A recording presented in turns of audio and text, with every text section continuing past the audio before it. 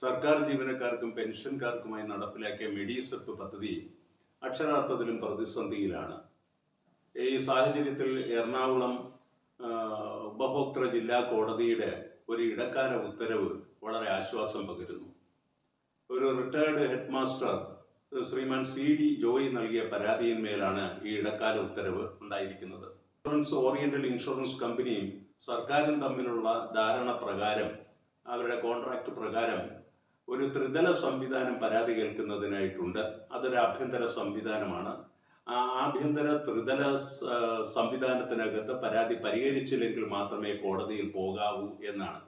എന്നാൽ പരാതിക്കാരൻ നേരിട്ട് ഉപഭോക്തൃ കോടതിയിൽ കേസ് സമർപ്പിക്കുകയും ജില്ലാ ഉപഭോക്തൃ കോടതി, എറണാകുളം ജില്ലാ ഉപഭോക്തൃ കോടതി ഇത് പരിശോധിക്കുകയും ചെയ്തു.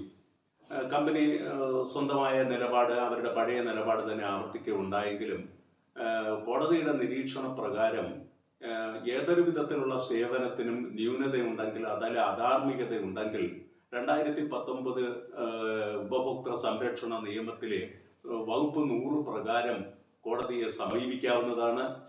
കോടതിയെ സമീപിച്ചു കഴിഞ്ഞു തീർന്നാൽ അതിന് തീർച്ചയായിട്ടും സംരക്ഷണം ലഭിക്കേണ്ടതാണ്. മറിച്ചുള്ളതെല്ലാം നിയമത്തിന് എതിരാണ്.